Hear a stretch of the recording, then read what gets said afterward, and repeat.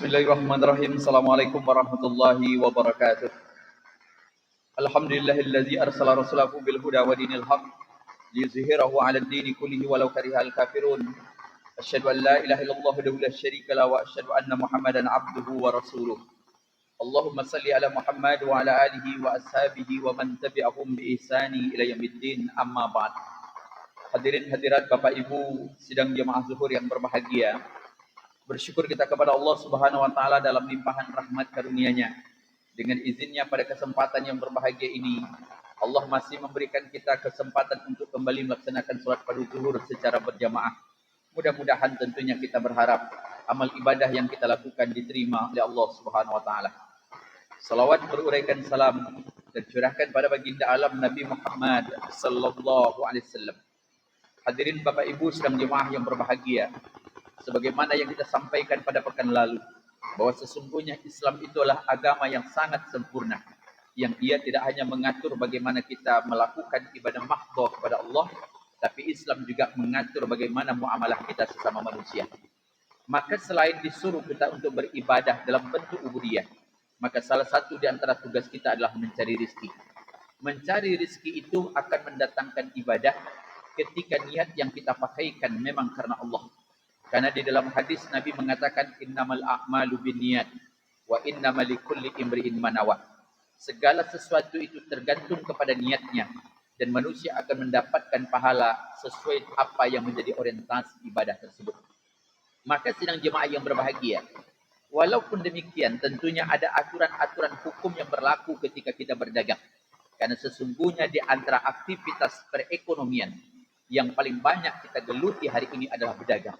Dan bahkan maaf, kemarin kita sampaikan satu di antara pesan Nabi, bahwa pedagang yang jujur dan amanah, Allah menyandingkannya dengan Nabi di akhirat nanti. Maka sidang jemaah yang berbahagia, untuk itu di antara karakter orang-orang yang pedagang dalam Islam, mereka adalah jujur dalam berintegrasi dalam dunia kerja.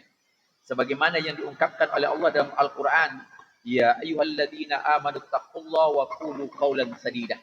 Hai orang-orang beriman, hendaklah kalian takut kepada Allah dan berkatalah dengan perkataan yang benar. Atau di dalam hadis lain ketika Nabi mengatakan, alaikum bisidqi fa inna sidqa yahdi ilal birri wa innal birra yahdi ilal jannah. Hendaklah kalian melakukan kejujuran, karena kejujuran itu akan membawa kepada kebaikan dan setiap kebaikan itu akan mengantarkan dalam ke dalam surga. Maka sidang jemaah yang berbahagia, kalau ada seorang pedagang yang selalu mengukur modalnya dengan berapa uang yang mereka miliki, maka di dalam Islam ada modal yang lebih mahal daripada itu adalah kepercayaan. Maka kalau kepercayaan itu sudah menjadi modal, maka modal-modal yang lain akan datang begitu bertubi-tubi. Hari ini sedang jemaah yang berbahagia, apa yang kita lihat? Banyak para investor ingin meninggalkan negeri ini. Alasan mereka pertama, kehilangan kepercayaan publik. Yang kedua, banyaknya aturan yang memberatkan mereka. Maka ketika kita berdagang, maka harus dibuka secara jujur. Apa yang kita sampaikan dan apa yang menjadi peraturan dan apa yang menjadi klarifikasi barangan kita. Maka kembali tadi, bahwa jujur itu kata Rasulullah akan membawa kepada kebaikan. Dan kebaikan itu akan membawa kepada surga.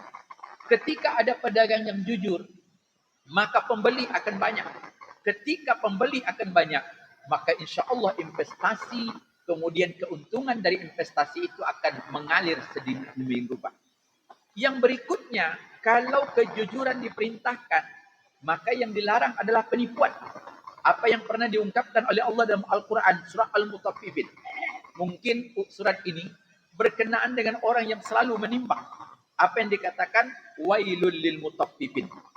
Amat dahsyatlah tim orang-orang yang menimbang dengan segala kejujuran tidak jujurnya. Artinya, kalau mereka menakar, maka takaran mereka sedikit. Tapi kalau mereka ingin membeli, maka mereka ingin mendapatkan. Ini juga yang pernah disampaikan Nabi ketika Nabi sidang. Nabi pergi masuk ke dalam pasar, kemudian bertemu seorang pedagang yang mencampurkan antara kurma kering dengan kurma basah. Setelah Nabi melakukan wawancara, kemudian memberikan warningnya, peringatannya, maka keluarlah hadis mengatakan, man ghasya falaysa minna. Barang siapa yang kata Nabi menipu, maka sesungguhnya mereka bukanlah termasuk bagian dari kami. Ini menunjukkan segala bentuk manipulasi, segala bentuk kecurangan, mulai yang kecil, menimbang tidak sama akur, mengukur tidak sama panjang, maka dalam konsekuensi itu adalah penipuan dan itu dilarang dalam Islam. Termasuk hari ini, ketika di antara kita yang menjadi pegawai, apakah pegawai swasta atau pemerintah, atau mungkin menjadi karyawan dari sebuah perusahaan, ada aturan-aturan yang mesti diikuti. Banyak hal hari ini disebutkan orang melakukan dosa tapi tanpa sadar. Dan mereka menganggap apa yang mereka lakukan itu tidak dosa. Apa? Mengambil waktu bekerja untuk berleha-leha. Datang ke kantor cuma checklist, fingerprint, setelah itu keluar, duduk-duduk di warung kopi, nanti mau pulang, letakkan jari lagi di fingerprint, selesai. Orang tak tahu, tapi dia sendiri tak merasakan kalau itu salah. Maka ada ulama mengatakan, salah satu bentuk penipuan atau salah satu bentuk pencurian adalah orang tidak memanfaatkan waktu yang sudah sepakati itu untuk bekerja. Termasuk maaf di antara kita, ada kadang-kadang orang pekerja harian yang dikatakan satu hari gajinya sekian. Ada 100, ada 200, 300. Yang mereka mengatakan kami akan datang jam 7 pulang pukul 4. Kemudian masa istirahatnya nanti ketika sholat atau siang mereka dikasih jeda waktu. Tapi apa yang terlihat? Mereka hanya duduk saja. Tidak ada aktivitas yang mereka lakukan. Sehingga pekerjaan yang harusnya selesai 1 hari menjadi 3 hari. Dengan berbagai alasan. Padahal maaf pekerjaan itu bisa mereka lakukan.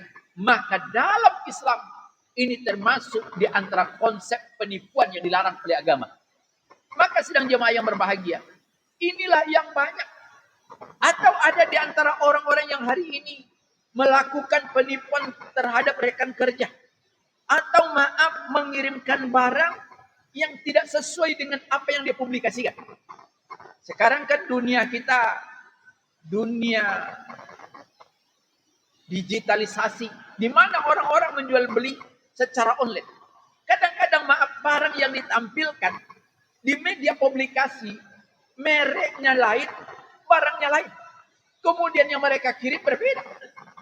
Bahkan maaf mereka akan melakukan hal-hal yang tidak masuk akal.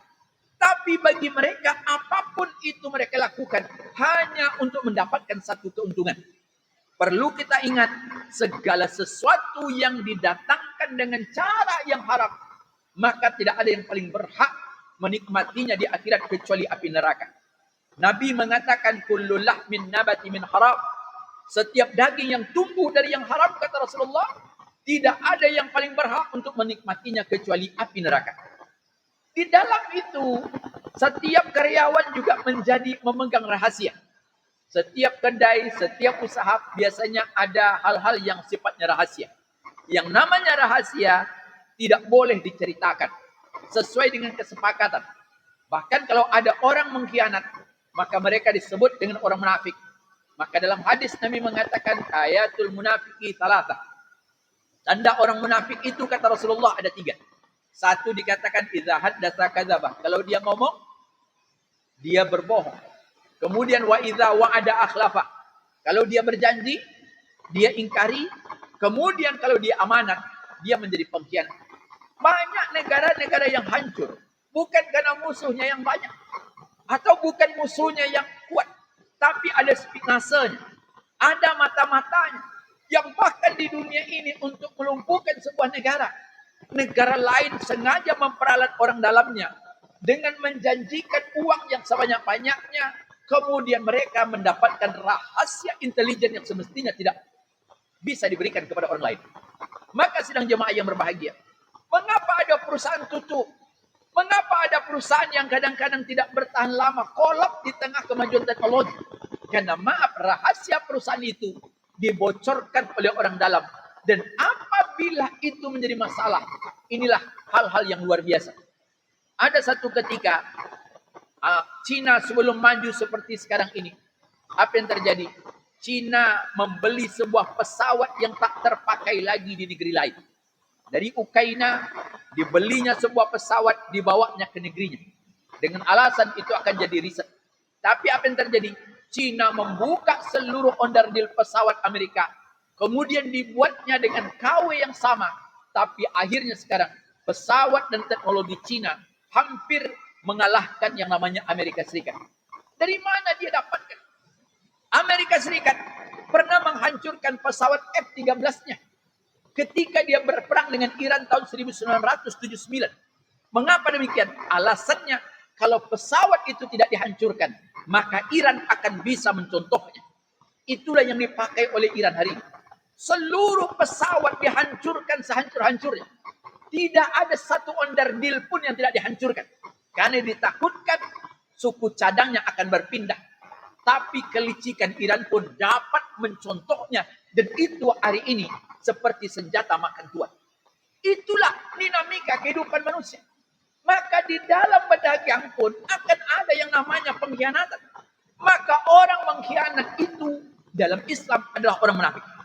Kemudian yang tidak kalah pentingnya, memiliki semangat pagi-pagi untuk bekerja. Kalau dalam Al-Quran itu dikatakan waja'alna an-nahara ma'asya. Dan kami menjadikan siang, kata Allah, untuk mencari kehidupan. Bahkan kalau orang bekerja pagi-pagi, maka keberkahannya akan lebih banyak. Nabi mendoakan orang-orang yang pagi-pagi sudah bekerja. Allahumma barik li ummati fi bukuriha. Ya Allah, berkahilah orang-orang yang di pagi hari bekerja. Tentunya sidang jemaah yang berbahagia, ini sesuai pada zamannya. Kalau zaman Nabi aktivitas orang banyak bertani, kemudian tempat mereka jauh, maka sehingga mereka akan berdagang di pagi-pagi. Mereka sudah bertanam di pagi-pagi. Kalau ada petani baru berangkat jam 10, matahari sudah panas, maka kemungkinan pekerjaan mereka tidak akan lama. Tapi kalau tuan-tuan yang bekerja sekarang di media tekstil, pakaian yang menjadi tempat kita, maka cenderung apa yang terjadi? Kita membukanya pada pukul 9, karena perkiraan dan kebiasaan kita. Masyarakat baru mencari barang itu ketika waktu siang sudah mulai tiba. Dan itu juga yang kadang-kadang terlihat di beberapa bengkel.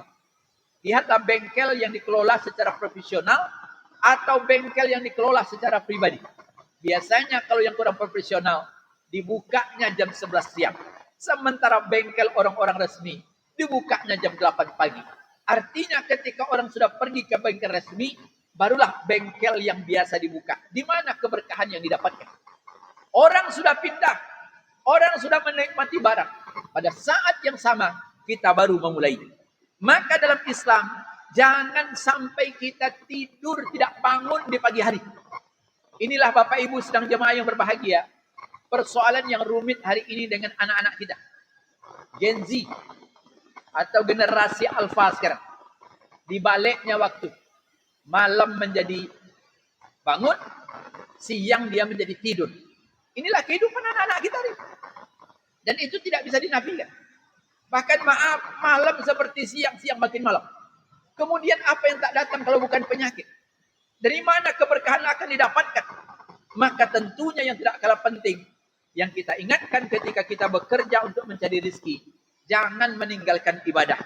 Rijalun la tulhihim tijaratun wala bai'un an dzikrillah wa iqamis shalah. Seseorang yang mereka tidak dilalaikan oleh perniagaan, kemudian mereka selalu ingat kepada Allah dan mendirikan sholat. Alhamdulillah, masjid kita berada di tengah komunitas pasar yang luar biasa. Masjid-masjid di negeri-negeri Islam, apalagi di Indonesia, hampir di tengah pasar selalu ada masjid. Untuk apa? Mengingatkan kita para pedagang, agar kita aktif. Ada masa di mana perlu kita istirahat, maka datanglah ke masjid ini. Karena Al-Quran tadi mengingatkan, jangan sampai perdagangan yang kita lakukan lantas melupakan kita ingat kepada Allah. Ingat, bekal dunia kita perlu harta, tapi bekal akhirat kita perlu amal. Sekaya apapun nikmat dunia yang kita miliki, pada akhirnya kita akan kembali. Harta yang kita nikmati bisa menjadi kebaikan, atau dia bisa berubah menjadi musuh bagi kita. Karena itulah kami ingatkan, mari ketika saat-saat kita beribadah, datang ke masjid menyerahkan diri kepada Allah. Berdoa tentunya dengan harapan, mudah-mudahan Allah memberikan keberkahan dari apa yang kita nikmati. Mudah-mudahan sedang jemaah yang berbahagia, kita terus berharap perekonomian kita menggeliat bersamaan dengan waktu. di tengah pertumbuhan ekonomi yang saat ini dalam tanda kutip dalam keadaan sedikit bermasalah, tapi kita yakin dengan kesabaran dan doa kita bersama, mudah-mudahan Allah memberkahinya. Mudah-mudahan ada manfaatnya. Assalamualaikum warahmatullahi wabarakatuh.